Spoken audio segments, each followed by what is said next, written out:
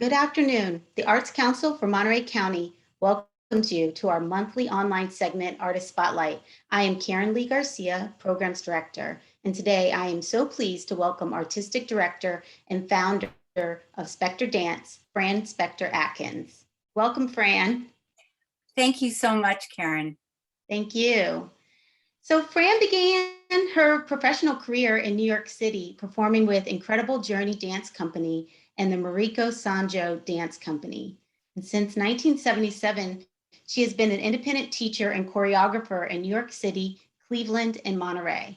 She has since taught and presented her choreography around the world, including Denmark, Egypt, Israel, England, Guam, Taiwan, and Italy. Founded in 1997, SpectorDance's vision is to create socially relevant art and celebrate the power of art to inform and inspire. The company's repertoire focuses on contemporary music, spoken word, and visual technology, and addresses socially relevant topics. Spector Dance Company collaborates with local nonprofit organizations in collaborations with United Farm Workers, Rancho Cielo, and Monterey Bay Aquarium Research Institute, among others. Thank you so much for being here, Fran. So excited to have this conversation with you. And we want to start because we're still obviously in this same situation, for our audience to get a better sense of what Spector Dance was up to during the shutdown. I know you were providing dance classes and other dance opportunities for youth and adults, but also it was a time of creation for you too. And so if you could speak to a little bit more about what you were doing during the shutdown. Yes, I'm really happy that we could keep going fairly fully during coronavirus. Immediately, since I create issue-based works, I thought I would like to do a piece about the coronavirus experience because I felt like we were going through a real moment of transition. So I gathered 13 past company dancers because I do work with a professional company as well as youth students. But for the piece that I created, which I called In Real Time, I started by asking the dancers who are now all over the world to answer 3 questions. What is your coronavirus experience? What are your coping strategies? And how do you envision a post-COVID world? And they sent back from their phone the answers to those questions. And through a back and forth process, I integrated their answers along with my media collaborator, William Roden, their answers into a music mix. And then we had a choreographic process with that music mix, and we went back and forth, and finally we ended up with a piece. It's around 16 minutes, and it was presented at my first virtual choreographer showcase. So that's a whole nother topic, but the piece was very satisfying to do. And it also brought the dancers together at a time when everyone felt very isolated. That's wonderful. And we're going to show a short clip of that. And how long was the process from, just the initial thought to what we're going to see now? Well, I started in April of 2020. Our studio closed March 13th. Mhm. And by April, I was in gear with another project, and it was presented in September. So Wow. it was a 6-month process, which is very short for me. Hmm. So, I feel like that piece could be the material for a reworking of a live performance eventually. I agree. Here we go.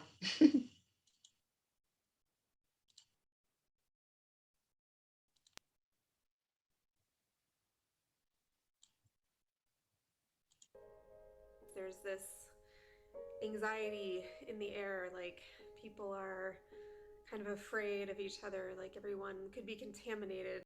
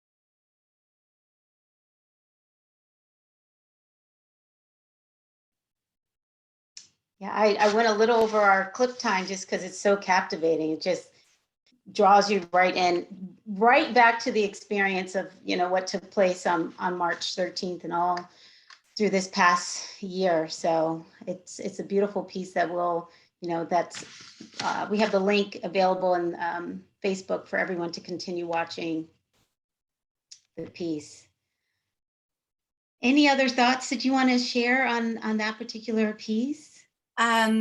Or a little bit more on how, because it seemed like you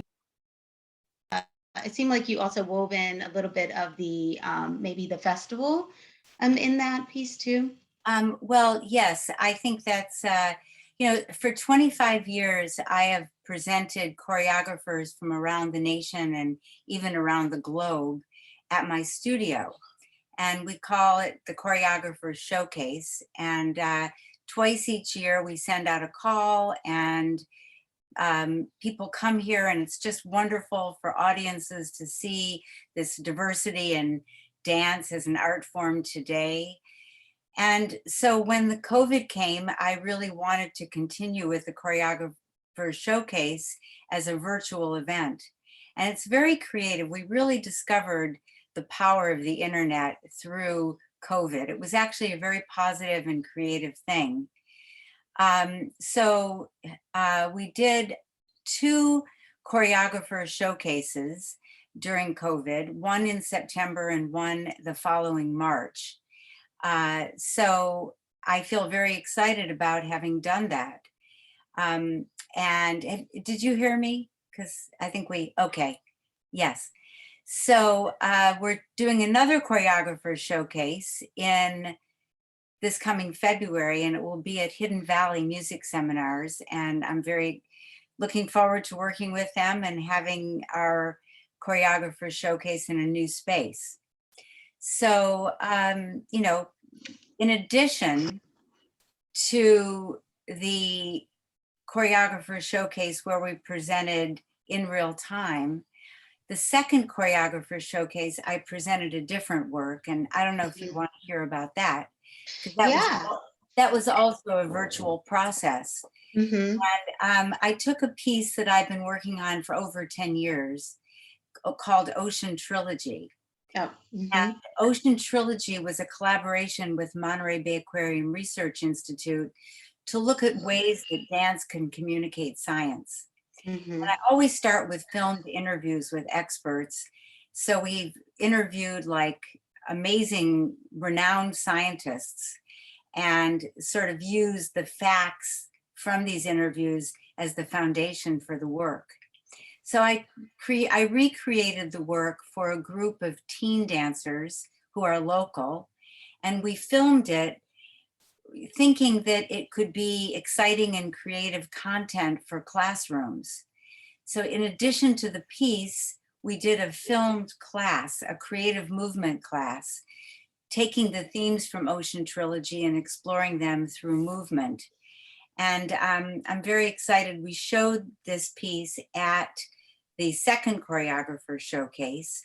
Mm-hmm. And I'm aligning this work with the United Nations, who are seeking to amplify youth voices for climate action.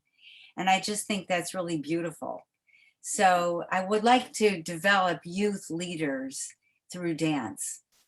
And talk about it's been relevant for a long time, but even just in the last 2 weeks, you cannot deny what is happening here in our climate, and the fear that, are we too late? And I love that your point of, creating youth leaders through dance. I think it's so important to find different ways to find that entry point with youth and adults. Yeah, I agree. I think it's, I think dance is beautiful and it can be athletic and it's got so many parts of it that are just so exciting. But for me, I would like, at my age, I just feel like I would like to do as much good in the world as possible. Mm-hmm. So for me, dance can be a vehicle for heightening awareness and also inspiring action. I agree. We're going to show just a small clip of Ocean Trilogy that that was at Sunset Center last year in November, correct? This was filmed for an empty house at Sunset Center. Yeah. Sunset Center. Yeah.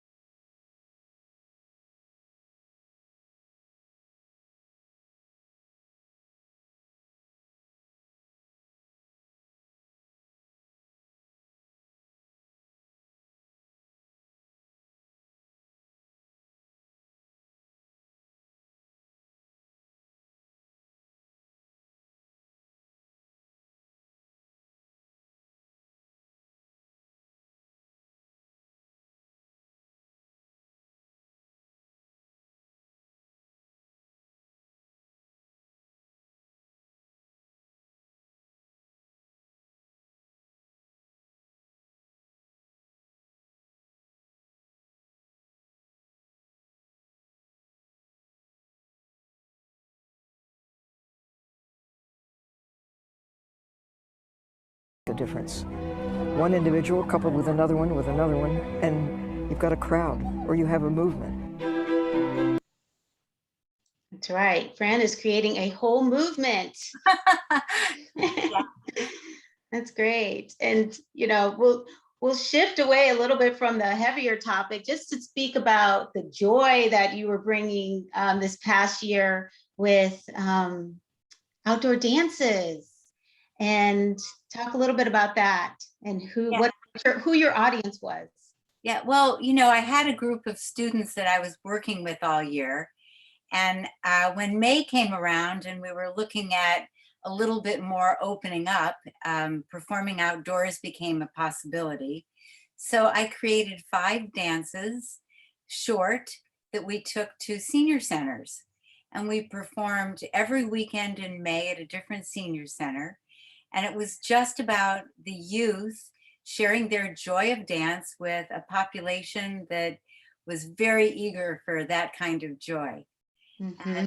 And I just had a ball doing it. And it was just made us smile, and it made audiences smile, and it was really fun. And it was, I think I set a goal for myself of doing 1 dance per rehearsal, which is very fast for me. I'm a very slow, careful choreographer, but it was great. It was great. We used music of Vivaldi and Nina Simone and Louis Armstrong and Bob Marley.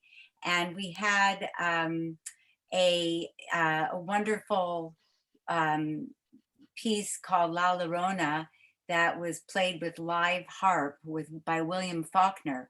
And that was a kind of a Mexican love ballad. So we just had a really great time. That's wonderful. And I just knowing, how much we were trying to work with, get back at working with the senior population. I was just so happy to hear that that's something that actually happened. So it actually sparked an idea right now. We'll talk offline. I'm like, we need to do that more. So we'll I agree. Let's talk offline. Yes. And what my work now is about partnership. And I'm just so eager to form partnerships with other people who share that kind of passion for making a difference for everyone. There's so much need. Right. And we'll just piggyback to when you mentioned the Hidden Valley partnership, and to speak a little bit about what's upcoming in February, and even just your call to artists that you have going out this week. Yes, we have a call for artists. It's on my webpage, and if anyone's interested, we're really eager to present a wide variety of artists every time we do the choreographer showcase. But this year, we're especially pleased to be working with Hidden Valley. They have a wonderful theater. They also provide dormitory space for visiting artists. And we're looking to build this festival in a way that is expanding the opportunities for artists who come here and expanding opportunities for audiences. And one thing we're going to do is we're looking for a visiting choreographer to restage or create a new work on local dancers. And visiting artists will have opportunities to teach master classes. And, there's other ideas that we have that will expand the festival. But as we come back after being away from live performance for a long time, that's our plan for February. So we're looking forward to hearing from lots of dancers. So yeah, that's great. Yeah. That's great. And we'll, of course, we're sharing all of your website information so that we encourage if, people, if they're interested, or to share the opportunity with others. So yeah, I'm just, I'm excited to learn everything that you were doing, and also, what the future holds for you, just because, there was some transition that took place for you, in terms of, what happened even yesterday. You started with, ballet classes in a new space because your former space is no longer. Is that correct? yes, I had an amazing space in Marina that my husband and I built. And I designed it, and it had a performing space, and it was amazing. But it was also very expensive. And when coronavirus came and there was nothing going on, it seemed like the best thing to do was to sell the building. That was very difficult, but it's now providing amazing opportunities for me to partner all over the community. And I'm actually feeling like this is part of the whole transition that we're going through now. Many people aren't going back to work, and physical space is taking on a new meaning. So, I've been working with Pacific Arts Complex, and they're a dance organization that has studios in Santa Cruz and Watsonville. And they're now opening up, they just opened yesterday, a new studio in Monterey. It's 2226 Del Monte. And they have classes in every dance style, and they're a wonderful organization. And I'm very excited to be working with them. That's wonderful. Yes. And are you planning on offering classes anywhere else, or is this right now where we can find? Yeah, right now I'm there, but I am interested in expanding. I'm working with this fall and spring. I'll be working with Monterey Peninsula Unified School District, and we're presenting the film version of Ocean Trilogy and also classes for several of the schools. And I'm hoping that program expands. I'm really excited about doing that. Also, in the past, for the last since 2013, I have offered something called SpectorDance on Site, which brings free classes and performances to resource challenged parts of our community. And we partner with different organizations. I've partnered with Rancho Cielo for a long time, and Monterey County Free Libraries, and the Future Citizens Foundation, Porter Youth Center for Military Families. I mean, I have partnered with Stanton Theater and Sherwood Hall. I mean, I really have been doing this and find it very exciting. And I'm looking forward to getting it going again after this interim time. So, I'm thrilled about, kind of this new opportunity to reinvent SpectorDance. Also, I'm going to be working with Monterey Peninsula Voices for their 60th anniversary celebration. and I'm doing Moana with live choir and taiko drums, and that will be in May. And That's amazing. I'm also working with the Monterey Museum of Art to present Monterey Ocean Arts Fest, which we did in 2019, along with my performance of Ocean Trilogy at Sunset Center. And that was with my professional company. And it's an engagement program that invites young artists to create and submit ocean-themed art in any genre. And it's a kind of a celebration of how creativity can inspire the next generation of ocean stewards. And So when is that taking place, Fran? In this? we don't have a date, but we're looking at Okay. April of 2022. Okay. Actually meeting with them again this week, and hopefully we'll be able to clarify that. But applications go out, and we're looking for teachers and other people who work with youth who might like to participate. And we had a huge response last time we did it, so we're hoping that it'll have that again. So And then I also know that you have you offer student scholarships too. yes, we just Speak a little bit about that. We just received a very generous grant from the Chapman Foundation, and looking for just those wonderful students who are passionate about dance, but maybe don't have the resources. So we have a very generous scholarship program. And again, we're reaching out to let people know. And yeah, so that's exciting as well. And I'm also working on a new piece, and it's called Wildfires. And I'm really looking forward to this piece, which will probably premiere in October of 2022. So a year from now. So we're looking at ways that we can utilize dance to heighten awareness and inspire social change. And I encourage everyone who is listening, watching now live, or going to be watching later, to go to Fran's website and sign up for your newsletter, just because we want to, encourage everyone to make sure not to miss all of the exciting offerings that you have going on right now. So let me just be sure that we share your website properly. It's SpectorDance.org. And then we also can find you on Instagram at SpectorDance and SpectorDance Marina, and also SpectorDance Company, because that's your professional company.